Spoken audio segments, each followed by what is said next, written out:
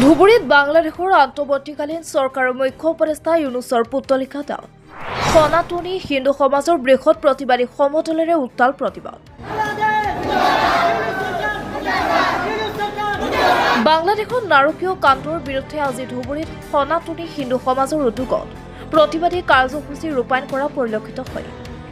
সন্ধিয়া প্ৰায় 6 বজাত ধুবুৰীৰ কালিবাৰীৰ পৰা পাঁচমূৰলৈকে বিশাল প্ৰতিবাদী সমদল উলিয়াই বাংলাদেশ চৰকাৰ বিৰোধী বিভিন্ন প্ৰতিবাদী শ্লোগানেৰে প্ৰতিবাদ সাব্যস্ত কৰা হয়। প্ৰতিবাদী সমদল ধুবুৰী চহৰখনৰ পাঁচমূৰ এলেকাত সমবেত হৈ বাংলাদেশৰ অন্তৰ্বৰ্তীকালীন চৰকাৰৰ মুখ্য উপদেষ্টা মহম্মদ ইউনুছৰ পুতলিকা দাহ কৰি উত্তাল প্ৰতিবাদ সাব্যস্ত কৰা পৰিলক্ষিত হয়। এই প্ৰতিবাদী কাৰ্যসূচীৰ জৰিয়তে বাংলাদেশ চৰকাৰক সকিয়নি প্ৰদানৰ লগতে বাংলাদেশত প্ৰস্তুত কৰা বিভিন্ন খাদ্য সামগ্ৰীৰ পৰা সকলো সামগ্ৰী বৰ্জন কৰা দাবী তোলাৰ লগতে বাংলাদেশত থকা সংখ্যালঘু হিন্দুসকলৰ নিৰাপত্তাৰ ক্ষেত্ৰত ভাৰত চৰকাৰৰ হস্তক্ষেপ বিচৰা পৰিলক্ষিত হয়। উল্লেখ্য যে শ্বেখ হাছিনা চৰকাৰৰ পতনৰ পিছৰে পৰাই মুখ্য উপদেষ্টা মহম্মদ ইউনুছৰ লগতে একাংশ মৌলবাদী সংগঠন আৰু দেশখনৰ নিষিদ্ধ সংগঠনে ভাৰত বিৰোধী স্থিতি গ্ৰহণেৰে বিভিন্ন আপত্তিজনক মন্তব্য কৰি আহিছে।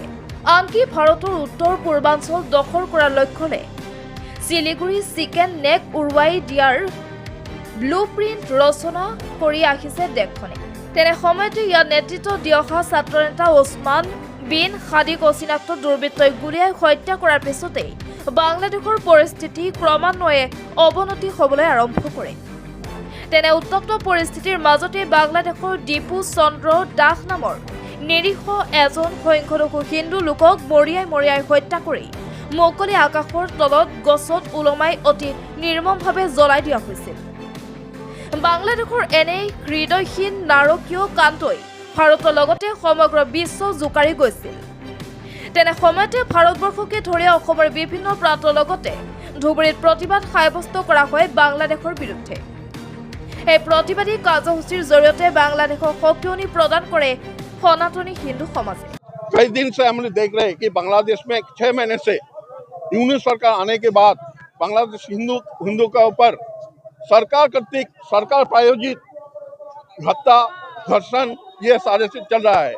इसके प्रतिवाद में हम बांग्लादेश के नागरिक जो हिंदू नागरिक है, बौद्ध है, क्रिस्तान है, उनके रक्षा के हेतु और उनके साथ देने के हेतु बांग्लादेश सरकार के प्रति हमारे जो प्रतिवाद है वो प्रतिवाद आज धुबरी में किया गया है।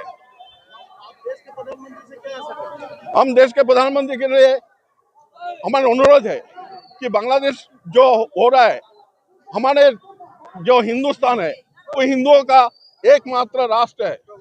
ये हिंदू जहाँ भी प्रताड़ित निर्यातित होगा तो हिंदू भारत की ओर देखता है। तो भारत की सरकार हिंदुओं के ऊपर जो अत्याचार हो रहा है उसका संज्ञान ले और कठोर पदक्षेप ऑपरेशन 2 की तरफ हम बांग्लादेश के ऊपर कार्रवाई करने के लिए, और वो लोग जो बता रहे हैं कि 7 सिस्टर ले लेंगे, जो जिहादी मानसिकता में कर रहे हैं उनके ऊपर उनका प्रत्युत्तर देने के लिए चट्टग्राम अंचल, रंगपुर अंचल जल्दी हमारे हाथ में लेने के लिए चेष्टा करनी चाहिए। इसके लिए जो भी करना पड़े पूरा हिंदुस्तान भारत सरकार के साथ है। ये रैली निकला है बांग्लादेश के हम लोग का जो हिंदू लड़का को ऐसे मारा है जलाकर, इसी कारण से हम लोग का ये रैली निकला है।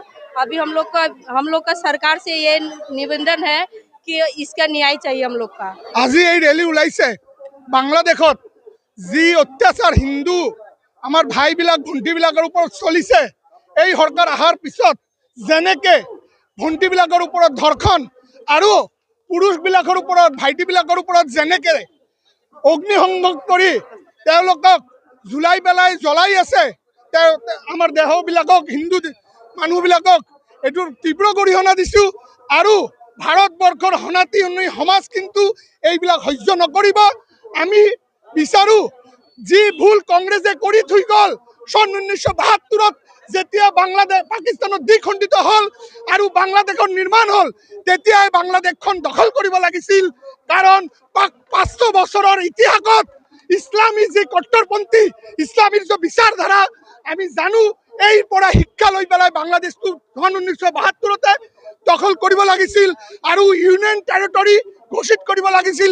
ইজৰাইলে যেনেকে কৰে, যেনেকে গাজাৰ যেনেকে ইজৰাইলে কৰে, দখল কৰে আৰু ইউনিয়ন টেৰিটৰী দখল কৰে ঘোষণা কৰে, তেনেকে ভাৰতো তেনেকে বাংলাদেশ দখল কৰি পেলাই তেতিয়াৰ সময়ত ৰাছিয়া আমাৰ সংগত আছিল, আমাৰ বন্ধুত্বপূৰ্ণ ৰিলেশ্যন এতিয়াও আছে, তেতিয়াও আমাৰ লগত অতঃপৰ্তভাৱে তেওঁৰ লগত আছিল। আমি কিন্তু তেতিয়া দখল কৰিব পাৰিছিলোঁ, কিন্তু এক দুৰ্বল নেতৃত্বত আৰু কিছু বামপন্থী বিচাৰধাৰাৰ ফলত আজি কিন্তু বাংলাদেশ আমাৰ হাতৰ পৰা গুচি গ'ল। ইয়াৰ কাৰণে এই চৰকাৰক আমি অনুৰোধ কৰিব বিচাৰো, এই বাংলাদেশ যাতে সোনকালে দখল কৰে আৰু এই যে আমাৰ সীমাৱৰ্তী আমাৰ যে 7 সিস্টাৰ আছে, যি তেওঁলোকে কৈ থাকে যে 7 সিস্টাৰ দখল কৰিব, তাৰ প্ৰত্যুত্তৰত কিন্তু বাংলাদেশ দখল কৰি পেলাই সন 1972 যি আমি ভুল কৰিছো দখল নকৰি পেলাই এই ভুলখন ঠিক কৰাৰ কাৰণে এতিয়া সময়খিনি আহি গৈছে।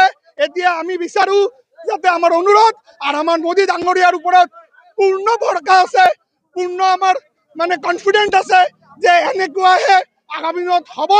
আমি বিচাৰো এনেকে হওক আৰু বাংলাদেশখন দখল হওক।